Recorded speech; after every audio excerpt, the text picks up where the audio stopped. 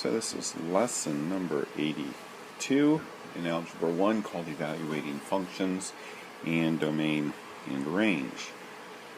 Alright, back in lesson number 28 we talked about functions, and one of the things that we learned about functions is that they're written like this. This is kind of the weird part. You're used to seeing something like that. Y. Okay, this here, for all intents and purposes, is just another way of writing y. And you'll learn that it is a better way of writing y, because if I say, what is the answer if x, which we showed right here, is 1? So then all we do is, in this problem, or expression there, we plug in our 1. Equals 6. So when x is 1, y is 6. So when x is 1, y is 6. Okay? So instead of saying y, we're going to say f of x here. That's pretty much the only thing at this point of what we're doing with that f of x. We'll get into a little bit more later on. But if I have f of x, and I say that that equals x squared plus x minus 10, and I say find f of 5, that means that whatever number is here that I'm replacing with the x here, I replace with x in here. So I write it as 5 squared plus 5 minus 10, 25 plus 5 minus 10. God, my writing's getting sloppy, isn't it? 30 minus 10 equals 20. So when my x is 5 and I put it in here, it's going to spit out a 20 for my answer. Alright, let's look at the next example here. We've got h of x equals x squared plus x plus 1. Alright, h of x is the same as f of x, which is the same as g of x. They just use different letters at different times. Doesn't really matter. It doesn't really have a meaning behind what the h, the f, the g is. They just choose to use a different letter once in a while. And it's asking us to find h if x is not a number, but now that it's a letter. So let's go ahead, and I'm just going to, I'm going to replace x with a squared. So instead of a number, I'm going to put an a squared there for x. Didn't replace the squared, so that's still showing up right there. Those two multiply, and we're done. Okay, let's go to the next one. We've got f of x, and we're saying that equals x squared plus 1. And we're going to say that our f of x is really going to be an x plus 2. So now whenever I see an x, I'm going to put an x plus 2 in. Everywhere I see an x. And again, it's not the squared that we're replacing, it's just the x. Alright, so now we have that. Now we do the FOIL method, so we have x plus 2 times x plus 2. And then we've got the plus 1 over here. You do the first, so we get x squared, the outside, and we get 2x. The inside, which is these two, and we get 2x plus the last. This is the last, and that's the last. Now we've got x squared, add those. This one, add to that one, and we're done there. So one of the things about math is there's a lot of symbols that they use, and sometimes remembering what those symbols mean gets to be a little confusing. And we're going to do some things with symbols right now. And we're going to look at two parts of our function. One is called the domain, and one is called the range. Alright, so for lack of a better word or way to explain domain and range at this point, Domain is going to be the possible x's, and the range is going to be the possible y's, or the possible answers when we put x in. So, for example, if I have f of x equals x plus 1, what are the possibilities for x? Am I limited? Can I put any stinking number in the whole wide universe in there for x? Or can I only put certain numbers in there for x? Can I add 1 to any number that I want to? Yeah. So the domain for x here is going to be absolutely any number. So we'll just say all real numbers. And instead of writing real, I make a symbol that looks kind of like that. Okay, kind of a double bar on the R, meaning all real numbers. So I would just write the domain is the set of real numbers there. Okay, and I might even make a little set sign there. Alright, so if I can put any number I want in there, what am I going to get for a y value? What am I going to get for my possible y's, my range? Well, I'm going to get any number, because I can put any number in for x, and if I can add 1 to it, I'm going to get a y value. So my range is also going to be any real number. There's no limit to what my range can be. It's not like there's a rule that says it can't be 4. Okay? So your domain is your possible x values, and your range is your possible y values. Alright, so let's look at some more different examples here. If I have f of x equals 2x, and it says find the domain, what can my x be? Is there any rule that says my x can't be a certain number? No. So it's, again, the set of real numbers. And what can my r be? My r can also be the set of real numbers.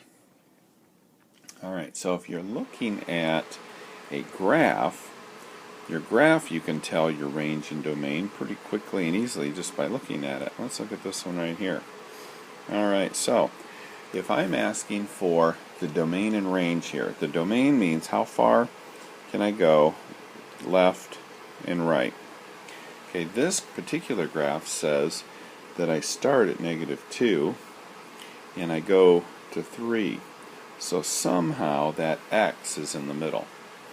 So notice my x is smaller than, can it be? Let me go ahead and erase my red line so you can see better. Okay, what did I say? -2, x, and 3. The x is between there. Can my x be 3? Well, it's a solid black dot, so it can be. So it can be equal to 3, but it's also got to be smaller than 3, right? So it's going to be smaller than, or it can be equal to 3. Now what about this? Can it be -2? No. And we're saying that it can't be past here. It can't be smaller than -2. It is only going to be bigger than -2. So it's somewhere between here, my limits of x. So that means it has to be bigger than -2. I'm not going to put an equal sign under there because of the open circle right there saying that it can't be equal to -2. So my domain is somewhere in between there, or my x is. Alright, let's look at the range here. What are my possibilities up and down? Okay, my y value is going to be somewhere between 0, which is right there, or 1, 2, 3, 4. That's as high as it can go. Yeah, it didn't go that high there, but it did there, so it could go all the way to 4. So y is going to be bigger than, can it be equal to 0? Yeah, it can be. There's no open circle there. So it can be equal to, and can it be 4? Can it be 4 right there? It's a closed circle, so yes, but it has to be smaller than or equal to. So what I'm saying is, with that, is that my y has to be somewhere between 0 and 4. So when you draw this little picture here, it makes it a lot easier to figure out. Alright, so let's look at my domain. We had said that our domain was -2 is less than x, which is less than or equal to 3. Alright, there's a certain way of writing this. So let's do the domain first. The domain equals, and then you make a set sign. Make it a little prettier. And we're going to say that x is an element of, remember that from an earlier lesson. I don't remember what lesson that was. I guess it was 56 and 61. X is an element of real numbers. X is a number. It's part of the real numbers. Such that, that line right there means such that. And then we write that.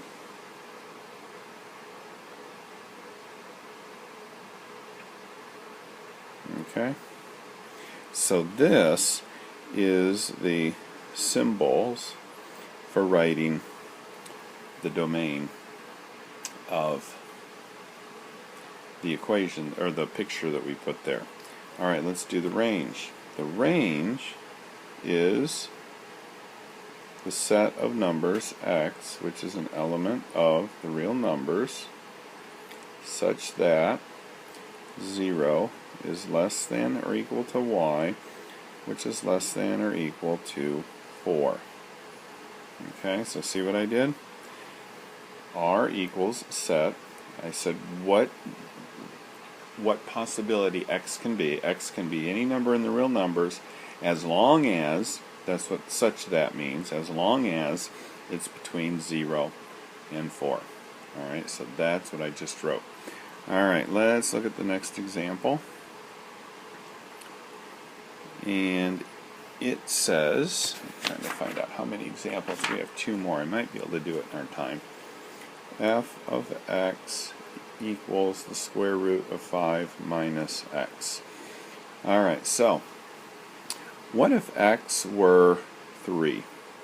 We'd have the square root of 5 minus 3, which equals the square root of 2, right? What if x were 6? Then I'd have the square root of 5 minus 6, which equals the square root of -1. We cannot have a negative in there.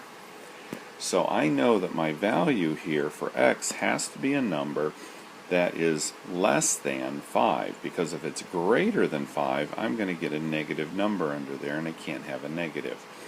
So I'm going to have to write my domain as my possibilities of x are x is an element of real numbers, such that x has to be a number smaller than or equal to 5. Because if it's bigger than 5, our answer is going to be negative, and there's no such thing as a negative number under a square root sign. So when you're looking at these for the possible numbers for a domain, you're trying to find out what numbers will not work for x. Alright, so let's look at the last one. G of x equals 1 over x. So now we're trying to find the domain. Alright, our symbol there, x is an element of R, such that. So we're looking for what works and what doesn't work.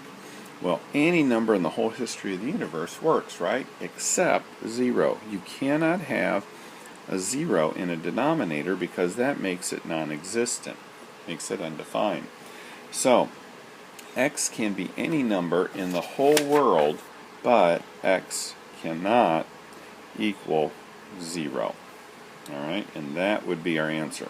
We don't want to write what x can be, we want to write what it can't be. If you wanted to write what it can be, you could say x must be greater than 0, or x is less than 0. You could write it that way, I suppose, because then it's saying that x cannot be 0.